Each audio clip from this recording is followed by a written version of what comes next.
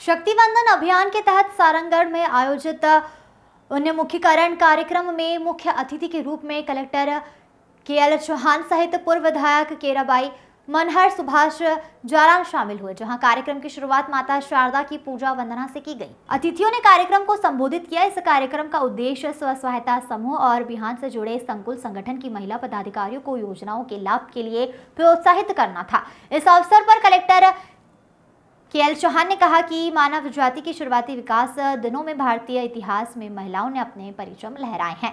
रानी लक्ष्मीबाई ने झांसी का राज सिंहासन संभाला, वहीं विदुषी ज्योतिबा फुले ने बालिका शिक्षा को बढ़ावा दिया। बचपन में शिशु मां शब्द ही पहले सीखता है और अब शक्ति वंदन अभियान अधिनियम कानून भी नारी सशक्तिकरण के लिए पूरे देश में लागू हुआ है। आज सरकार मातृ शक्ति को बढ़ावा देने के लिए कई योजनाओं का नाम शुरू कर रही है, जिसमें राशन कार्ड में महिला का नाम मुखिया के तौर पर किया गया है। पिता के संपत्ति पर भी पुत्री का हक है। देश, समाज और परिवार में महिला का भी पुरुष के समान बराबरी का हक है और अवसर है। वहीं परिवार में सम्मान तो समाज और देश में भी सम्मान निश्चित किया गया है।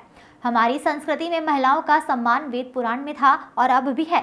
महिला का भ्रूण के दौरान ही कई दंपतियों के द्वारा किए गए अवैध गर्भपात के विरुद्ध कानून बना है, जिससे आरोपी डॉक्टर और संचालनकर्ता के विरुद्ध दंड का प्रावधान है। योजनाओं का लाभ शासन के लोग के माध्यम से होता है। जिस प्रकार हम लोग लोन को चुकाते हैं, उनके उद्देश्य पर हम खरा उतरते हैं तो हमें बैंक योजना का बाकी लोन को देता है।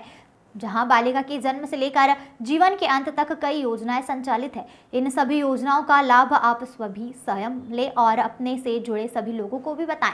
कलेक्टर चौहान सहित अतिथियों ने कई समूहों में पदाधिकारियों को सम्मानित किया। कलेक्टर ने समूह के और अन्य महिलाओं के आग्रह पर सभी के साथ फोटो खिंचवाई। नोडल अधिकारी हरिशंकर चौहान ने गीत गाकर इस कार्यक्रम का समापन किया। इस अवसर पर सभी ने दोपहर भोजन एक साथ किया।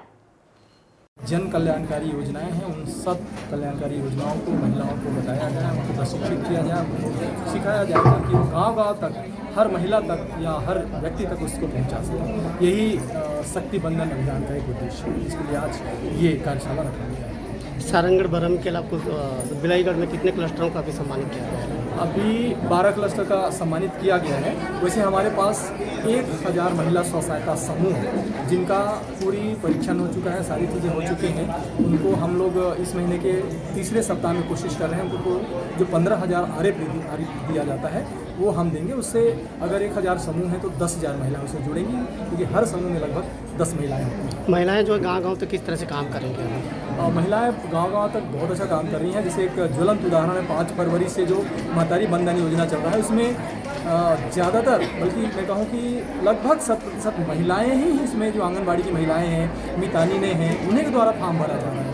तो गांव-गांव स्तर तक कहें या फिर मोहल्ले स्तर तक कहें, महिलाएं पहुंच गई हैं, उनकी शक्ति वहाँ तक पहुंच गई है। उन लोग सब मिलकर के काम कर रहे हैं। Thank you.